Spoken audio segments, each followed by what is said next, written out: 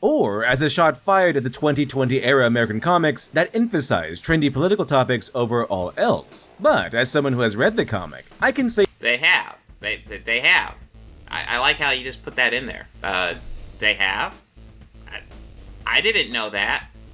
So modern politics put trendy political topics ahead of everything else. I haven't even read I don't read that many comic books every year. I read a couple, but I haven't encountered one. Can you give me some sources, Literature Devil? You have this page where you're putting sources. Can you give me a couple of sources on that one? I'll check them out and see how bad they are. safely say that Eric Isom number 1 Oh, no, you're gonna move on. Okay. So just say something with no evidence. Cool. Why am I surprised? It's like what you guys do all the time anymore.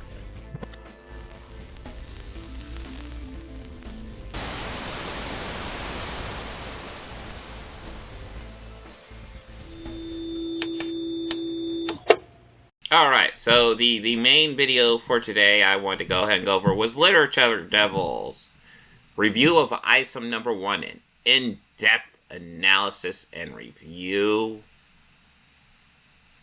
We'll see how this goes. I haven't covered Literature Devil in a while. He's pretty much your Comicsgate guy who tries to put an intellectual spin on garbage. Absolute garbage. But yeah, no, we're gonna check out this video and see what brilliant points he makes. If you remember, I read Isom. That was like a year ago. Jesus, I don't remember much from it. It was boring as hell. All right, ladies and gentlemen, here we go.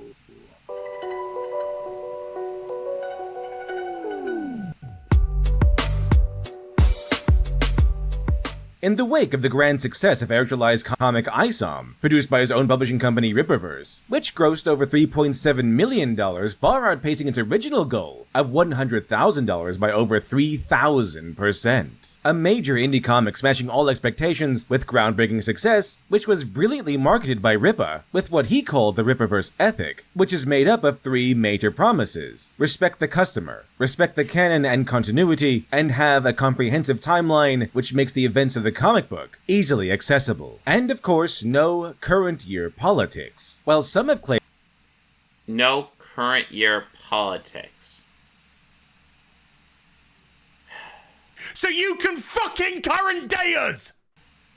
You know, usually when I hear about politics, I'm assuming, oh, okay, so we're not going to be talking about abortion or anything. Maybe you don't talk about abortion in your comic book.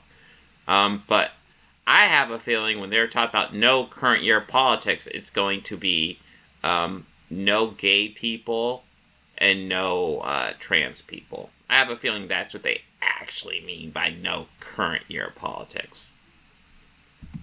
Claim this comic to be anti-woke, or as a shot fired at the 2020 era American comics that emphasized trendy political topics over all else. But as someone who has read the comic, I can say they have. They have. I like how you just put that in there. They have. I didn't know that. So modern politics put trendy political topics ahead of everything else. I haven't even read I don't read that many comic books every year. I read a couple, but I haven't encountered one. Can you give me some sources, Literature Devil? You have this page where you're putting sources. Can you give me a couple of sources on that one? I'll check them out and see how bad they are. Safely say that Eric Isom number 1 Oh, no, you're gonna move on. Okay. So just say something with no evidence. Cool. Why am I surprised? It's like what you guys do all the time anymore. Only anti-woke by virtue of its traditional storytelling. But with Eric historical success also came its inevitable backlash of detractors, and while one might claim them as critics, a great many approach the so-called his voice does seem faster than normal. It seems a little bit higher pitched. I think I have this on normal speed, don't I? Yeah, normal, but okay. Success also came with backlash. Oh dear. Called criticism with plenty of bad faith. What is the problem with people being enthusiastic about a comic book project? or a new comic book universe? What is the problem? I think there's no problem with all right, that. there's no problem with that, but you're seeming to be upset with that people have expressed that they are excited about our project. Like, why would you frown upon that? This is the part that I don't get. Like, it's like you're upset. Here's the deal. So Eric, when he gets into arguments, he's gonna want to put his comic book front and center. It's part of why his comic book gets dragged a lot, because he gets triggered by a lot of people, and yes, I said triggered. He gets triggered by a lot of people, and he feels the need to talk back to people on Twitter. I swear he spends half his day talking back to people on Twitter, and that what he's going to do is throw Isom out in front, because Isom is like, the fact is, like, if he was just a dude with a comic book company and he wanted to start a comic book company, that would be, like, kind of cool. Like, cool, man, you do your thing. Awesome. It's tougher to attack him for it, which is why he throws it out there so much. I mean, it's part of why in our debate, like, I tackled Isom a bit, but, like, for the most part, I was like, okay, tell me character motivations. All right, so I was asking to just give me a character motivation for Isom. Why does why does he look for Jasmine? Because his sister asked him to do it. All right, so why does he say yes? Because he cares about his family, specifically considering that this is a family friend. And he knows that his mother would chew his ass out in the event that's all explained in the text. So he's literally just looking for this girl because his mom would chew him out if he didn't? Yes. Because, I had read it, and I knew there was fucking weaknesses in that fucking book. But he's going to want to throw it front and center and ignore the fact that, like, his channel is just pure fucking drama YouTube channel. People accuse me of being a drama YouTube channel, and I'm just a guy who points out when people make bad videos. At least that's what I was going for, and then I went into this anti-woke shit, which is proliferated the YouTube atmosphere. But anyways, but yeah, all young Rippa fucking Eric July does is spit out anti-woke shit on his channel nonstop. It's anti-gay, anti-trans, anti-minority of any type, and he is, like, he goes after comic book creators like T. Franklin. I'm sure there's quite a few more. Like, he shits on comic book creators just for their identity. Like, he is a complete piece of shit. So it's like one of those things where he's gonna want to throw Isom in the middle of the crosshairs. But he's such a despicable guy that, like, lots of people, like me, don't mind shredding Isom to bits to point out what a piece of crap he is. Because Isom was a pretty fucking bad book. Like, it's not the worst comic book ever, but it's pretty fucking bad. And, that, like, Isom is by far the most defensible thing he's ever done. And it still sucks. But, like, and then he gets upset when people attack Isom. And it's like, yeah, because you keep on throwing it out there to hide the fact that you are just a hate YouTuber. It's ridiculous. Just to be upset, and you don't really know why you're mad at us. Oh, you're selling hopium. What? Because people are enthusiastic about our project? What's the problem with that? I sold a book. People are stoked about it. People are stoked about the universe. What's the problem with that? Focusing more on the destruction of Eric July and his comic rather than good intent, often to hilarious results. The destruction? Was his comic book destroyed? I mean, outside of maybe in a critical analysis it was destroyed, I can't think of... The comic book still exists. I mean, fuck. Is it here? Yeah, fuck. God damn it. It's right fucking here when I was reorganizing. Fucking Isom! I wanted it handy in case he brings up quotes and I would double check the shit. So it's a bad book. But anyways, I don't remember where I was at, so let's move on. Results from claiming that July would never finish Isom #1 and would just run off with the money, despite July having the book already printed and ready to go long before the pre-order went live, to claiming July.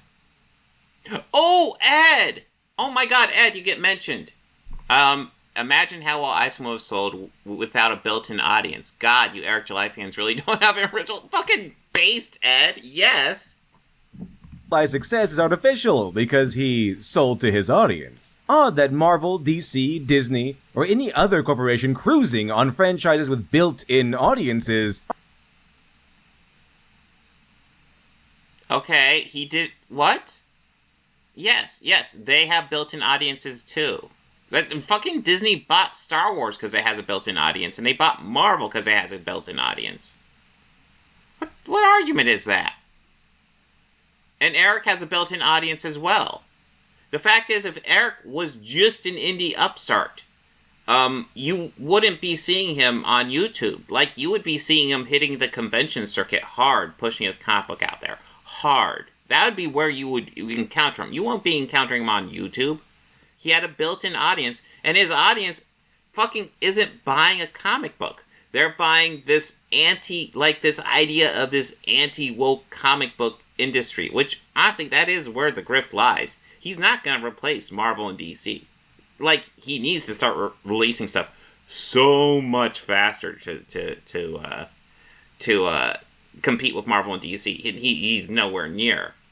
And frankly, like, as far as I can tell, there's no actual plan to usurp Marvel and DC.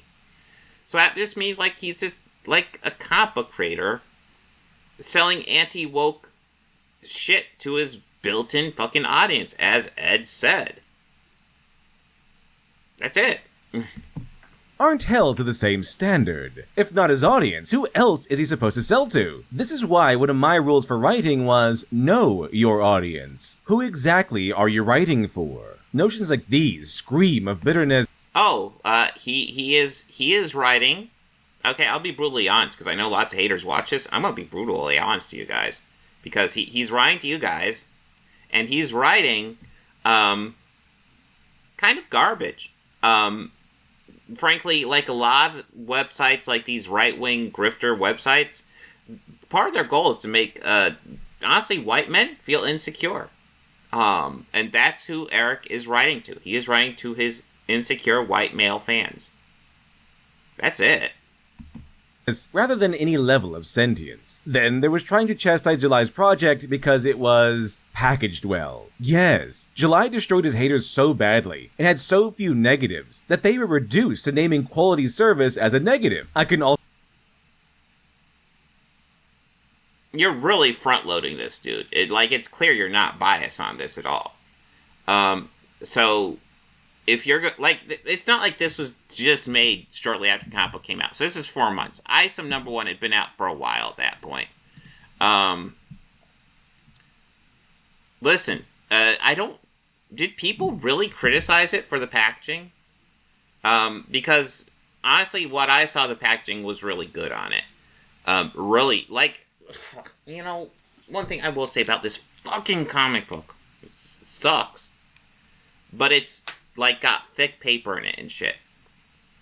Now, the reason why that would get criticized, the only reason I think of why that would get criticized, is because, that's something a lot of people were saying was a positive about it, as if that's a strong positive. They weren't talking about story points, they weren't talking about characters.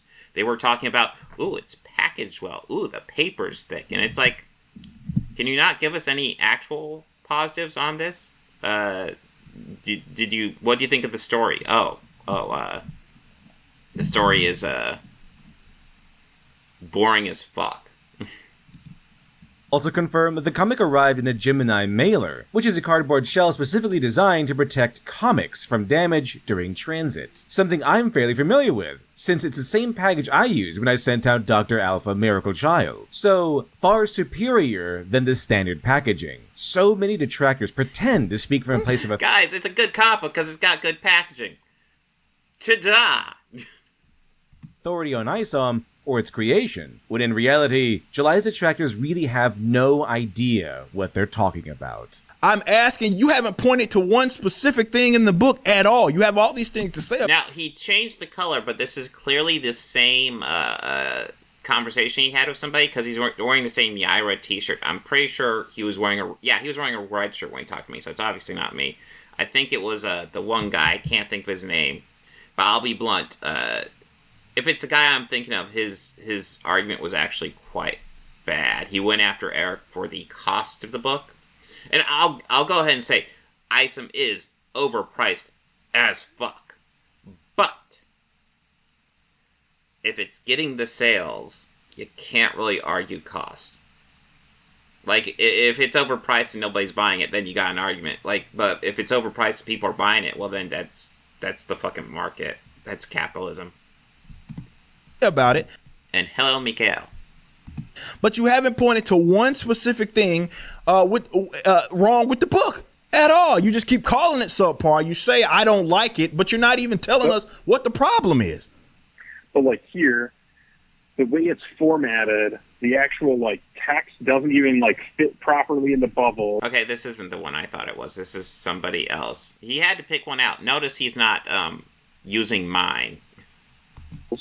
The dialogue is weird. Hey, Eric. What's Isom's character motivation? Oh yeah, Literature Devil won't want to use that because that's not helpful. That's actual critique of the fucking book. Weird and clunky and bad.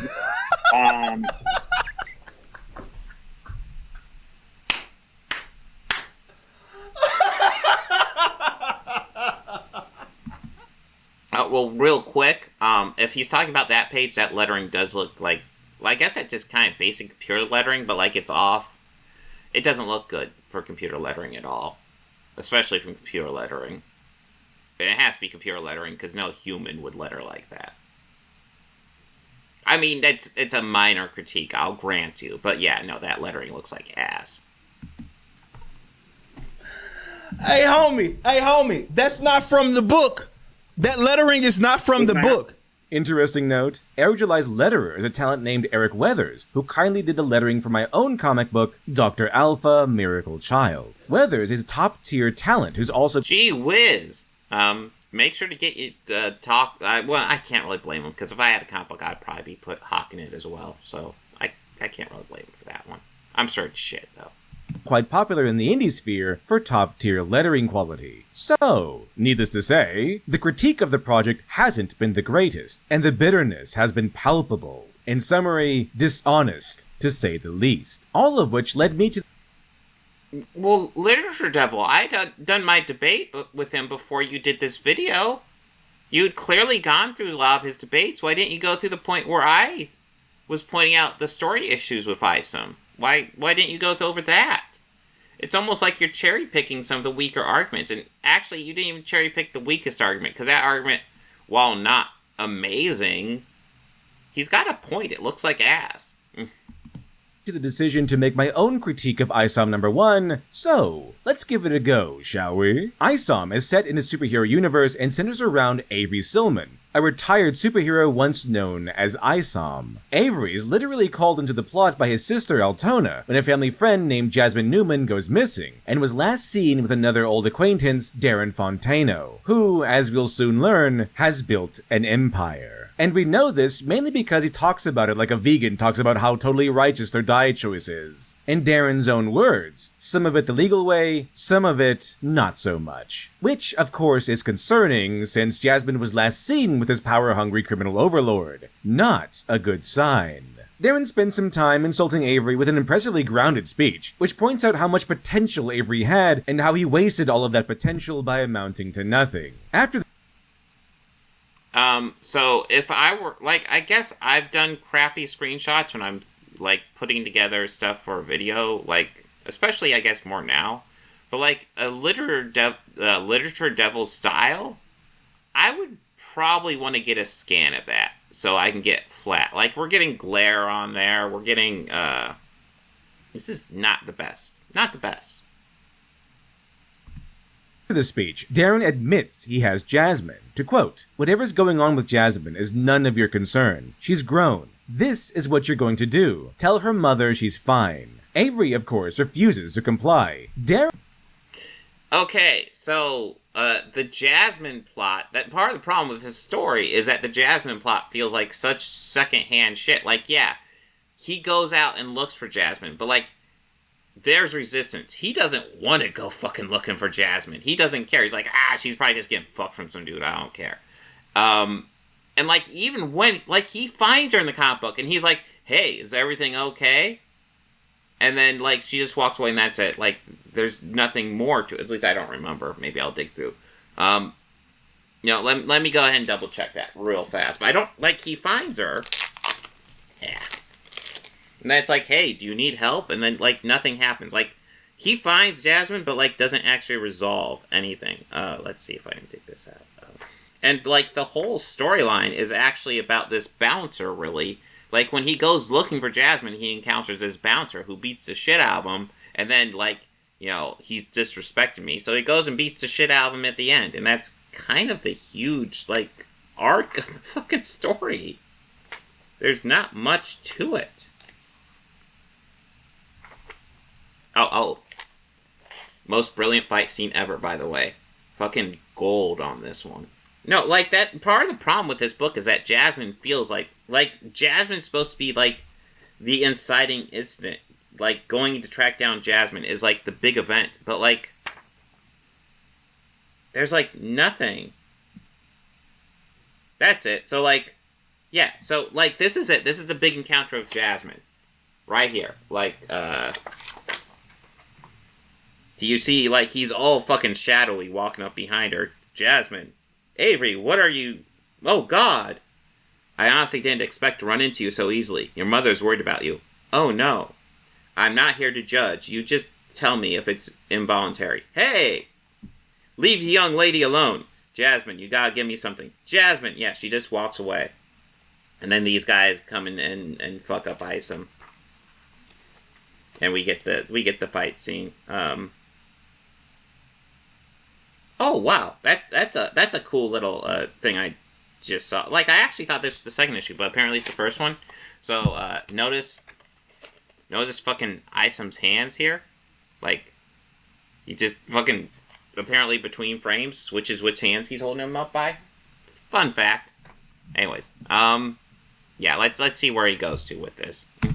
Darren, of course, sends his goons after Avery, which introduces Avery's superhuman strength when he starts fighting the goons so hard he makes their insides explode. Then things take a turn when Elite shows up, who also has superpowers. He takes Avery by surprise and literally throws him out of the building and into another protagonist. This is Yaira, who showed up in the comic book earlier. I didn't mention it for reasons I'll explain later, but Yaira was busy fighting the Alpha Corps, a group of heroes who seem to be on the city's payroll. Though the beginning tells us that the Alpha Corps hasn't been needed for months because the crime has been so low. Yet Darren Fontano has established and maintained a criminal empire. So the story seems to hint that the Alpha Corps may be corrupt, or at the very least, there might be more complexity to the situation. At this point, Avery thinks Yaira is another Fontano. You think that's what they're doing? That would actually be interesting if that's what he's doing. But he needs to, like Alpha Corps feel like such background. Like, you're reading extra into it, because Alpha Corps is very background. They're just like, Yaira and Alpha Corps are fighting, and Avery's thrown into them, and then that's it. It's not deep. Flunky, while Yaira assumes Avery is a super cop sent to stop her. The two tangle and their battle ends with Avery being smashed into a car, showing the audience that he might have super strength and durability, but can't fly. And then we're back at Avery's ranch, and we see that the allure of the city is tempting too many countryfolk to leave and damaging the surrounding economy, seemingly setting up a future plot point. However, it doesn't seem to progress the current plot at all. Anyway, Avery is sent to the hospital and escapes off-panel, then meets with his sister and explains what happened. Then Avery goes back to Club Merc, Darren Fantano's central headquarters, to take his revenge over the earlier disrespect. And this is when Avery actually runs... Yeah, that's the only thing I can see motivating him. Like, the dude disrespected me. Oh dear. Runs into Jasmine, the missing girl from before, and asks her what's been happening. Jasmine seems far too terrified to respond. However, before the conversation can continue, a few of Darren's goons, who are apparently watching the girl very closely, decide to approach, and we're off. Avery goes on a rampage, fighting his way into Club Merc and annihilates Darren's henchmen. And this is where we get a rematch between Avery and Elite. And this time around, Avery wins. Then Avery runs to... Oh, you don't want to show the rest of that fight scene? That fight scene is fucking gold, man. sister's house to touch base. Yeah, no, I think Larry Devil's put a lot more thought into Isom than Eric is. Literature Devil sucks, but I think it takes a degree of intelligence to put on the faux intelligence that he does for this stuff. So he probably kind of understands this stuff enough to fudge it a bit. And this is where Altona shows Avery some security footage of Jasmine from before her disappearance, and it's implied that Darren may have been extorting Jasmine into compliance with his organization. To quote Darren from before, "Lovely young ladies like Jasmine are useful to me at this juncture of my career." Avery decides things have gotten a little too serious and travels to his secret facility where they design costumes for superpowered people. The comic ends with a shot of Avery in his old superhero outfit, ready to step back into the fray. And why does he do that? Are you going to get into that? I guess, you haven't done a review yet. You just did a synopsis. But, why the fuck does he do that?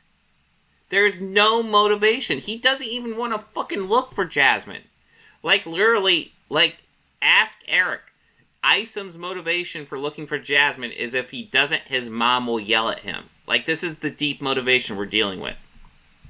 And that sums up the main story of Isom number 1. Now, how does it hold up narratively? First of all, the pledge to prevent current year politics from invading the story is kept. No preachy message or really any politics at all, not even Eric's. In fact, he tries so hard to avoid adding any current year politics or anything remotely close to current year politics that the narrative seems to steer into overcorrection and ultimately carries very little dramatic weight. There is no lesson or point. Oh, that's actually an apt criticism. Yes. Wow, Ledger Devil, well done. I doubt we're going to get a whole lot of this, but yes, that is a very good criticism of the book.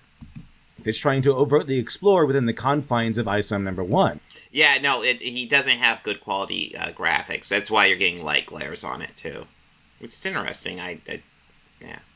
And I don't even mean anything political, rather some underlying meaning, which could be something as simple yet profound as, with great power comes great responsibility. While some such meaning could be conveyed in a future installment, such an arc is not completed in Isom number 1, a book that ranges around 75 pages for its main story. In other words, the story, while serviceable, is rather bland. Like the bread and water of narratives. While it might cure one's hunger, there's very little flavor and very little nutrition. After all, a man cannot live on bread alone. But let's dive into the details, shall we? The baseline story is the classic hero gets called out of retirement to battle a major threat. Simple plot with an easily identifiable tangible goal, which allows July to allocate more time to character and world building. In this case, the tangible goal is to defeat...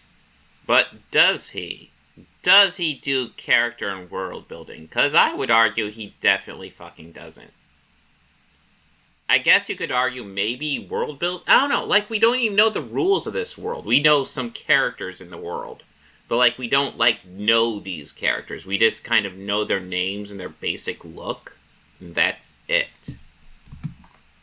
Darren Fontano. And then we have Darren's first villainous speech, which essentially signifies he and Avery's first meeting within the story, which gives us bits of drama and character development, but more importantly, sparks the plot. He said things like, "You spent the next years being a subpar student. That fine sister of yours outperformed you academically and athletically, but you never seemed envious. That made me curious." And then my favorite line, "You were cool, but I didn't admire you. You had both your parents around, a good household, and somehow you managed to amount to nothing. You just faded into the shadows, rarely heard from, set up for success, and you did nothing with it." Not only is Darren openly disrespecting Avery to his face, but this speech details both of their characters perfectly. Darren is both confused and bewildered by all of Avery's benefits and his choice not to excel with them. Darren is ambitious. This man built an empire, and Man, you are reading so much more into this book than I think Eric thought out. Because what you actually said there is kind of an interesting dichotomy between the hero and villain. Except Eric doesn't do anything like that. Avery is this kind of just jerk throughout the whole fucking story. There's not any we don't get any growth, alright? He's barely going out to go get Jasmine. It's he doesn't even care to do that. He's fuck it, okay. Don't want my mom to yell at me, I'll go get Jasmine. That's Avery. That's it. you are putting way more thought into this than I believe Eric has. Did so by any means possible. He cannot comprehend the idea of a man given so much and then choosing to do so little with it. To quote, when people like... Yeah, no, that's a good point, Lucifer. I mean, John Wick 1 was famous for setting up a story and then doing nothing with it. Me go away like that, we're usually dead or in jail. Yet, I built myself an empire. Some of it the legal way, some of it not so much. But in... Oh no, like, Isom has no character arc whatsoever in the story, at all. In fact, nobody has a character arc in this story. In order to have character arcs, you have to have characters, and there's like I said, you have names and visuals for characters, but no actual, like, personalities whatsoever. So yeah.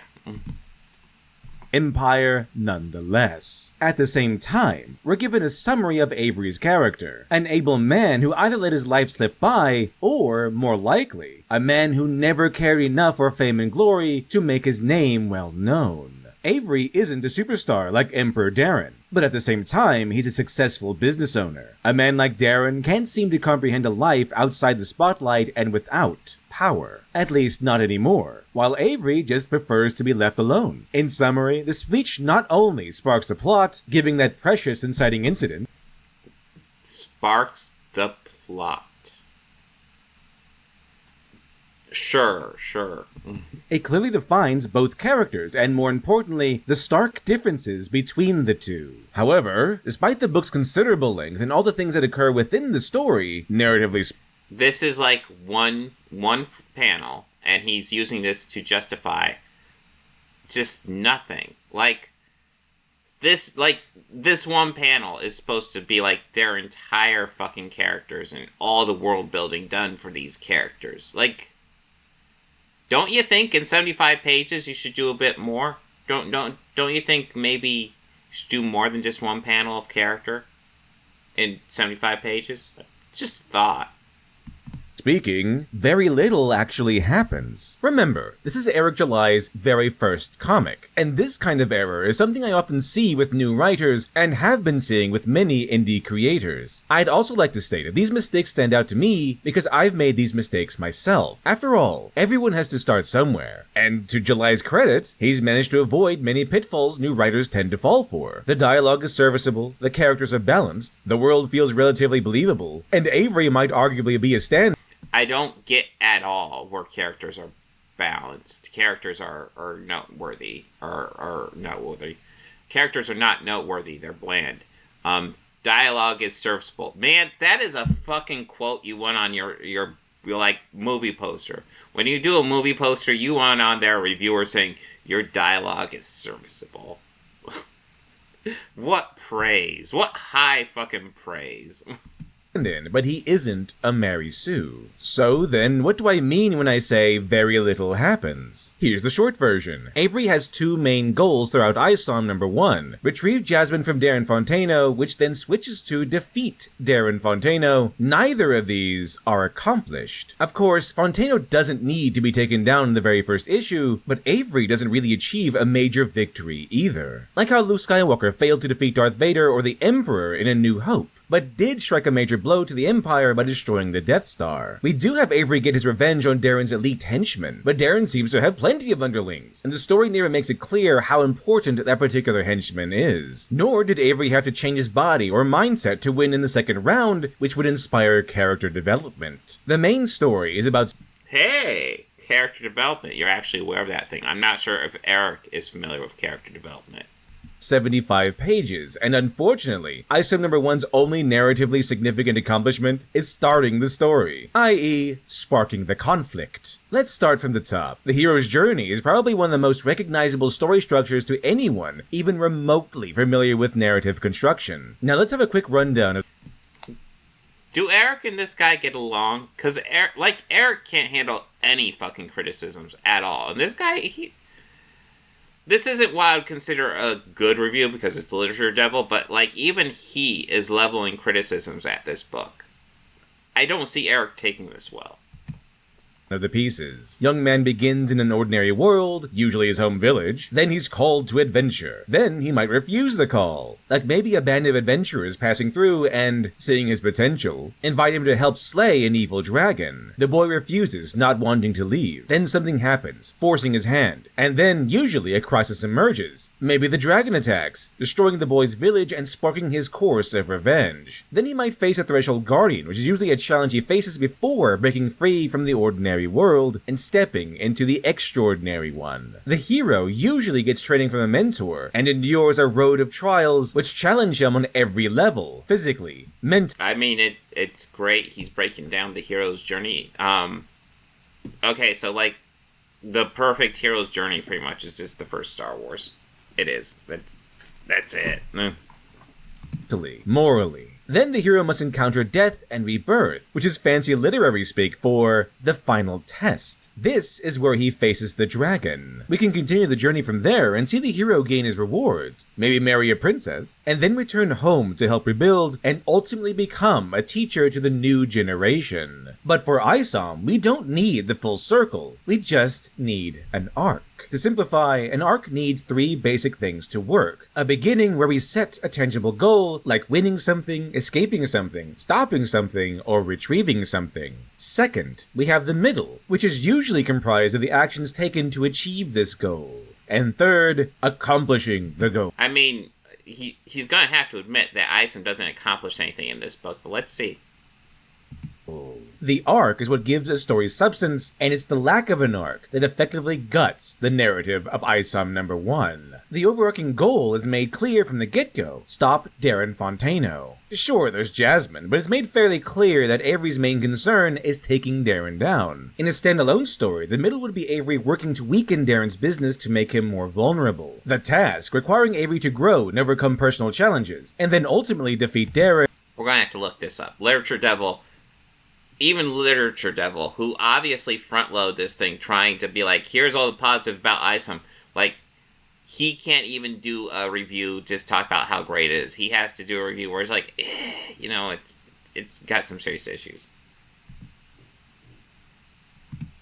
Creating a complete arc. However, Isom is an ongoing narrative with an overarching story, and stopping Darren is its overarching goal, which means Darren isn't getting defeated quite yet. So what's the solution? Well, just because each issue of Isom... Well, Julia, I would actually say, like, there's actually very few stories, and it's just kind of how you do the execution. It's all about execution more than the actual story. The actual guts of most stories can be broken down to pretty basic parts, and you will see those parts in movies over and over, or books over and over again, just rehashed over and over again.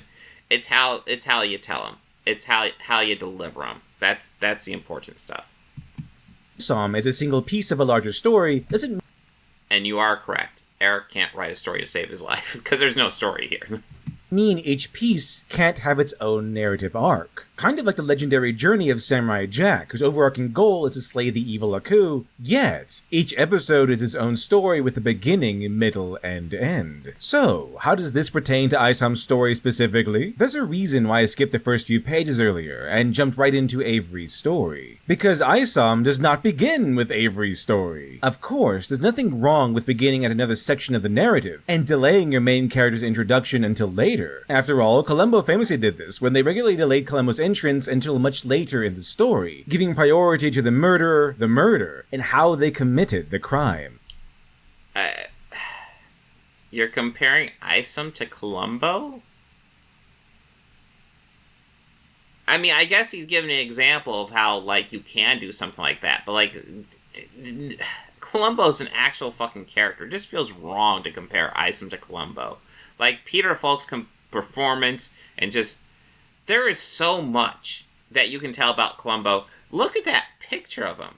Like, that picture conveys more character than Isom in 75 pages. Like, he is this disheveled detective who kind of, like, dupes people into thinking he's dumb and can't really figure out stuff, and then he figures it out quite easily because he's actually brilliant.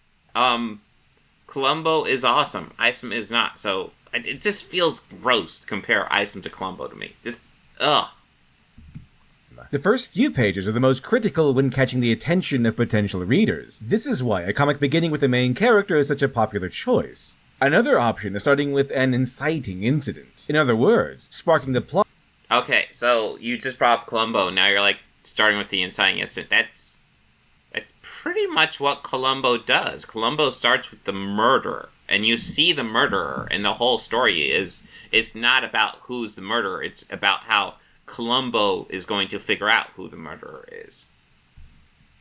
Plot that the central character will soon find themselves entangled in. However, Isom number 1 doesn't do this. Instead, we begin with a set of characters we don't see again, and the teaser ends with reference to a woman returning, and we can only assume this is reference to Yaira, who shows up later. And speaking of Yaira, other than running into Avery and slamming him into a car, she literally has no effect on the plot. Even when she sends Avery to the hospital, he just escapes almost immediately. No harm done. As is, July could have just cut the whole scene and nothing would change. A problem made worse by having Isom number 1 dedicate its opening pages to a character who has nothing to do with the plot of Isom number 1. On a narrative level, the whole story can be cut down to Avery gets called by his sister to investigate Jasmine's disappearance, Avery confronts Darren Fontano, a fight happens, and Avery is defeated by Elite, Darren's superpowered henchmen. And with what we're given, narrative-wise, it would have been best if issue number 1 ended there. Because after this, Avery just goes back to fight Darren and his men again, with no sense of character development between the first and second fight. No training, no enlightenment, no attempt to learn who Elite is, or find a weakness to gain an advantage. To put it simply, Avery might as well just gotten back up and defeated Elite right there. So there's the problem. The ideal pattern of a story is which leads to. For example, Avery gets a call from his sister, which leads to him going back to the city, which leads to his confrontation with Darren Fontano, which leads to a battle, which leads to Darren calling Elite, which leads to Avery being beaten by Elite. But after Avery gets kicked out of Club Merc, the following events mostly fall into a pattern of, and then this happened. And then Avery escapes the hospital, and then he talks to his sister, and then he goes back to the club for revenge. Which sticks events together so they might give the illusion of flow, but they aren't really connected. This is why the starter pages can be skipped. They don't lead into anything. They don't spark the plot or set up a twist, or even set up a relevant plot point. It just points out that the Alpha Core exists and hints at the existence of Yaira. It does add some world building, but nothing substantial, and certainly nothing worth—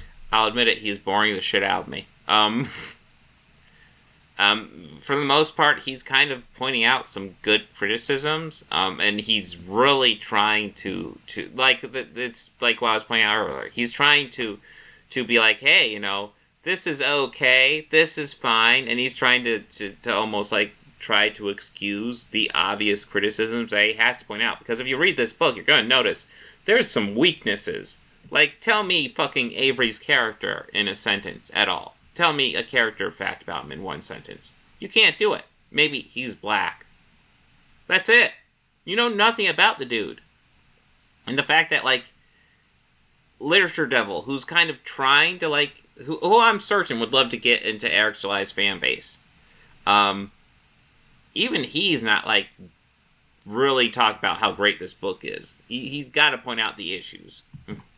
sacrificing the opening pages for. The narrative technically begins with the police chief getting news that Yaira has returned, and then we promptly go to Avery. While Yaira and Alpha Core do show up in the story, their only contribution to Avery's tale is to beat him up a little more, after he's already been beaten by Elite, which leads up to the story arc. Unfortunately, Isom number 1 adheres more to spectacle, which means there's plenty of action, but not a lot of narrative meaning behind it. To summarize, instead of an arc, we have a straight line.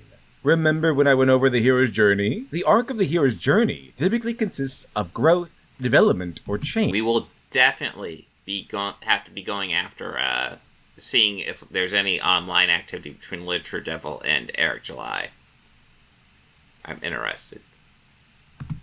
But Avery, unfortunately, does not. He just fights Darren's goons, gets beaten, and then goes back and wins, and then gets a super suit. The closest we get to any kind of development is a point where Avery apparently sits in his car for a few hours, planning out his attack. But counting this would be Mother Teresa levels of generosity. Why? Because nothing was earned. For example, had we seen Avery go through some kind of change, or gain some kind of enlightenment, we could grant him a moment of concocting some unseen plan Again, Sandman, Al Simmons still doesn't work for me at all. Say what you will about fucking Spawn. Like, yeah, Spawn is done by Todd McFarlane, and, like, he definitely will put, like, art ahead of story in a heartbeat. Spawn is a creative character. Visually, he looks cool. He has fantastic character motivations.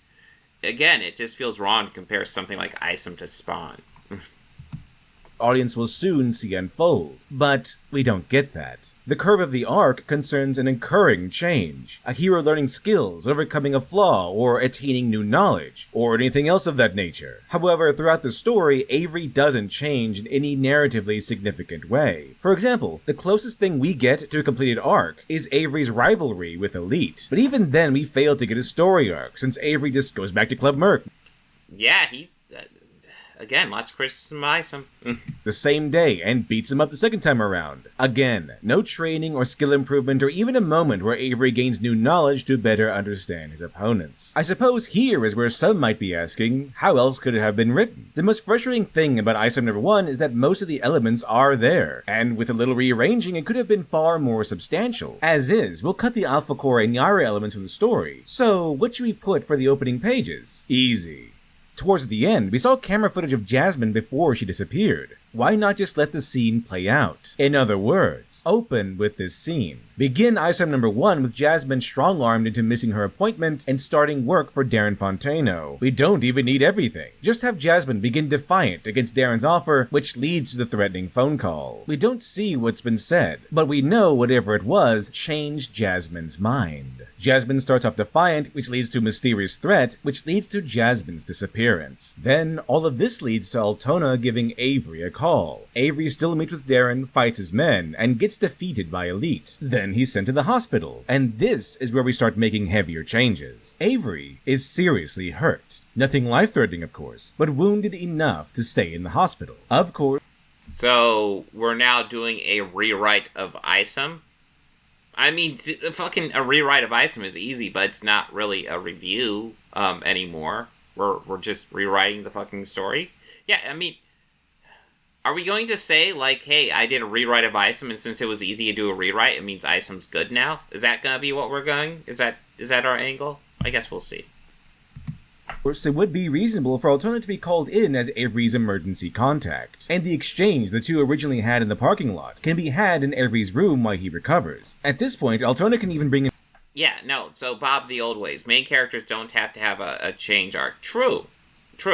But there does have to be, like, an element that needs change. The most obvious example would be, like, Captain America movies, especially First Avenger and Winter Soldier. In those movies, Captain America doesn't have an arc. He doesn't. What happens is the world kind of changes around him. And he's kind of like the person pushing for change. Especially in Winter Soldier. Winter Soldier does this wonderfully. But again, that requires a level of writing that Eric is not capable of. Like, that's actually a much tougher way, in my opinion, to write a story. It's much easier to write a story where a character fucks up and has to learn. That's much easier than doing a thing where the whole world is fucked up and a character has to stand firm and be defiant to the world that's fucked up. No, Bob the old ways, I know. I'm agreeing with you. in her daughters, so we're introduced to her early on in the book instead of at the end. Altona tells us more about Jasmine, maybe even about other girls who met the same fate, all because of Darren. Note, July makes it clear that Altona is the knighted smart person of the story, and smart characters are time savers. since a writer can use them to know relevant information without needing the hero to discover things on his own. So we might as well utilize the character. Here's what I mean. Altona might give us a quick summary of Darren's affairs, what he's capable of, and how far his influences reach. This way, the reader can gauge how evil Darren is, how urgently he needs to be stopped, and how large a task it's going to be. This is when Avery might have a change of heart. He realizes how serious things are, and how much he's lost since leaving the superhero game. Now, two things can happen from here depending on July's intentions. If a longer time span is acceptable, Avery can be out for a week or two as he recovers and starts training up a bit. Or he can go the same night, weakened and injured, but with two benefits he didn't have before. First is Altona giving him a briefing on Elite, allowing Avery to find a few weaknesses. Second, in either scenario, Avery should get his costume back. Not only because just having a supersuit might grant him some advantages, but it would serve as a visual change for the reader, signifying that Avery is taking things seriously and that Isom has returned. This is when Avery makes another go at Club Merc, and the story ends with Avery defeating Elite using a combination of battle tactics and intellect to exploit his weaknesses and outmaneuver him. This would solidify an Isom victory, definitively signaling his return, and that the war against Darren has just begun. How long are we going to talk about your fan version of Isom? I guess this video doesn't have too much longer, but Jesus Christ, like, we've spent a long time talking about a version of Isom that doesn't exist. It's interesting.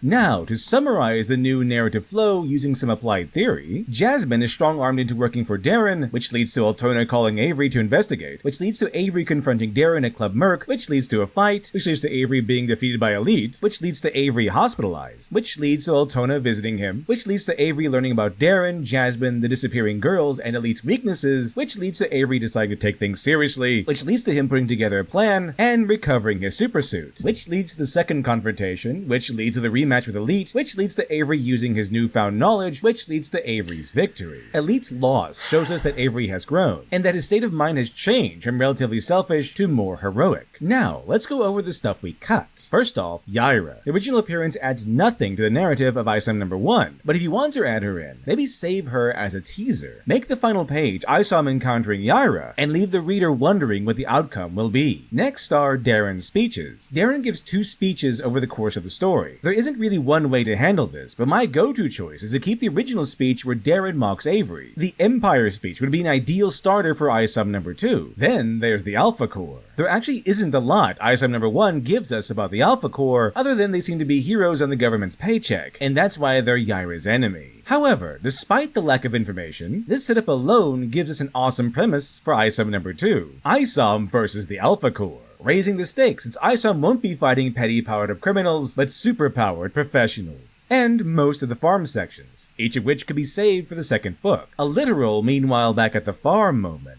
Because in Isom number 1, the farm sections add nothing to the central narrative, and the last thing we see is Sam going into a building, gun drawn. Much better to leave these for Isom number 2, where we have more room to expand on whatever plot July has planned for Sam and the others. In the end, Eric July's Isom number 1 is serviceable. It's fun, has a masculine lead. It's serviceable.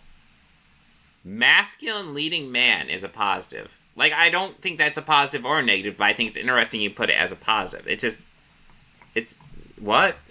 Leading man, a threatening enemy, and an interesting cast of characters. And of course, you just spent all this time talking about how the characters are nothing, but they're interesting. Honestly, like, you can't really hang this up anywhere. It's serviceable. His review is serviceable. That's not bragging rights at all. Of course, no current year politics, no no politics is a plus. Yay! I don't even know what these guys are doing for politics. lecturing, no stopping the story to cry about fictional oppression, and no need to spend any time detailing the sexuality of every character. The narrative.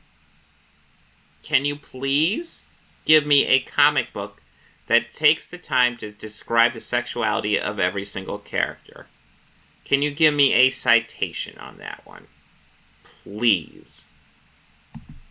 The flow needs considerable work, and the story might feel a little bit empty, but there are plenty of good things about Isom too. True. His dick cross is not political, guys.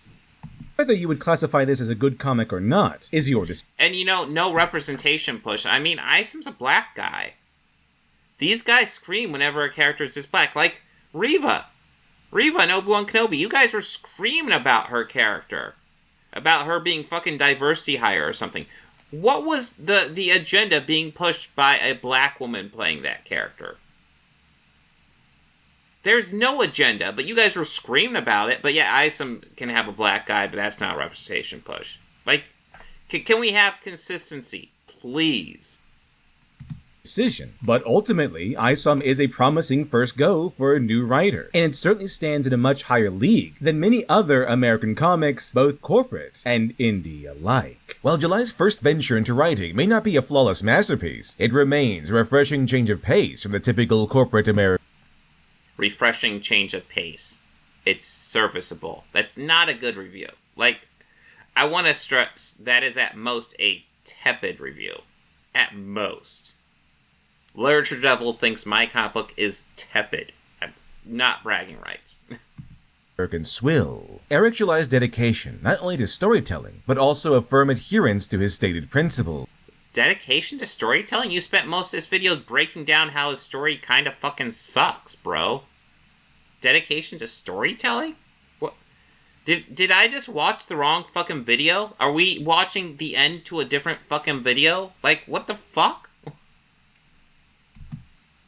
To respect the customer, to respect the canon and continuity, and to respect its timeline, making it easily accessible. In fact, these core principles might be the major driving factor for his success, since in true capitalist fashion, July saw a huge demand that simply wasn't being met by the mainstream. And that demand wasn't for stories, but respect. While some speculate that July's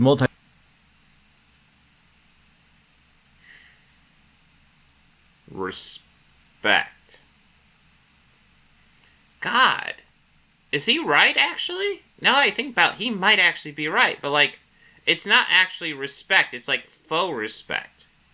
Like, he spends his time on YouTube making primarily young white men feel insecure, but also be secure in their insecurity. It's weird. Like, he wants to talk about how they're under attack all the time when they're not. They're not at all. But he wants to talk about how they're under attack all the time. They're always being pushed down, which, again, they're not. And then, you know, you make this customer base who thinks they're being disrespected all the time when they're not, again. And then, like, he makes a book that supposedly respects them.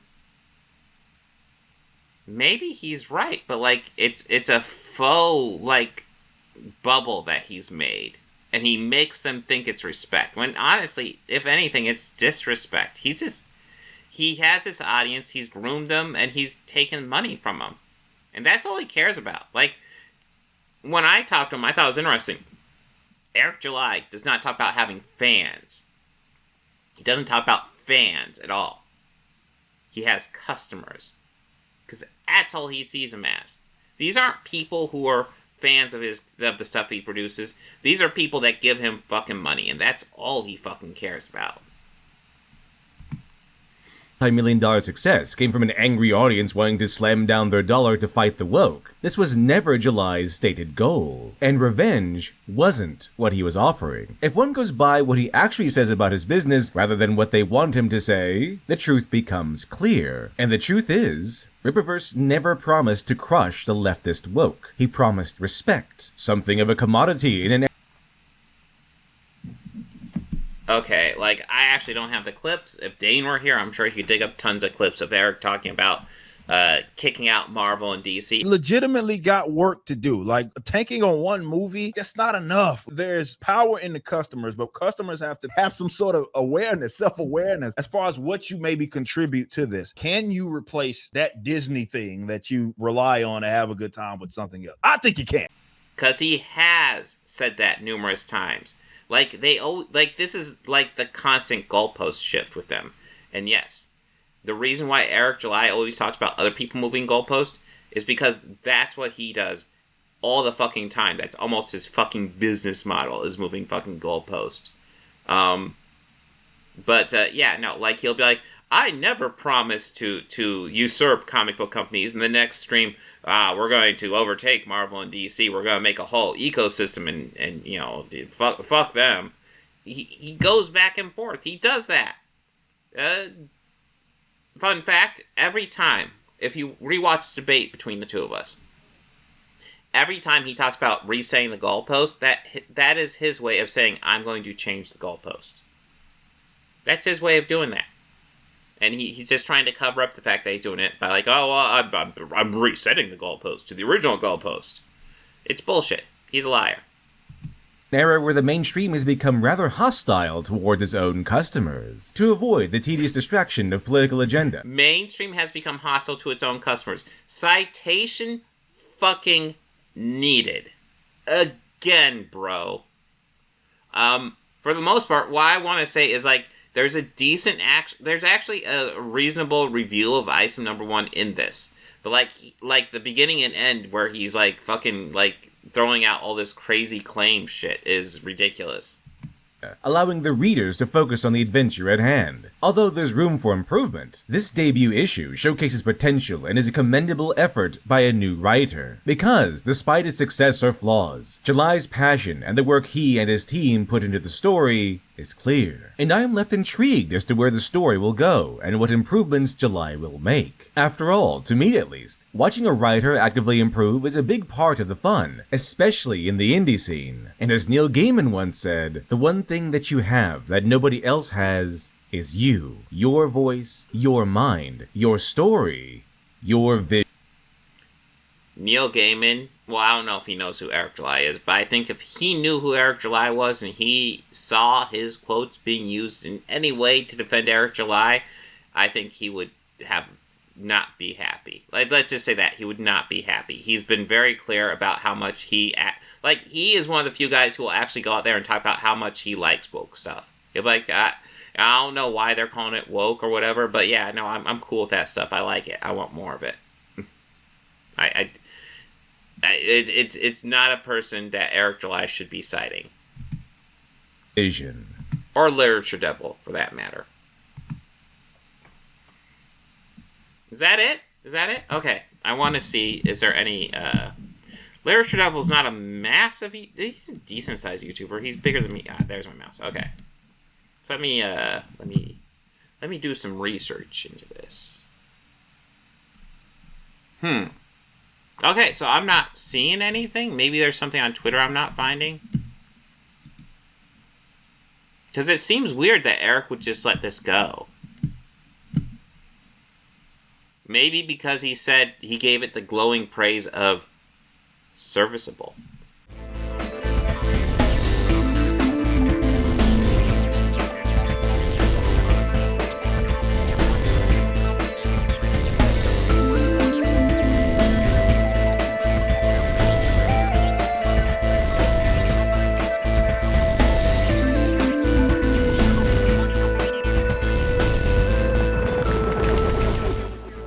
Books, records, films, these things matter.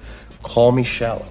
It's the fucking truth. Y'all really bought that shit butt ass comic book. I'm crying.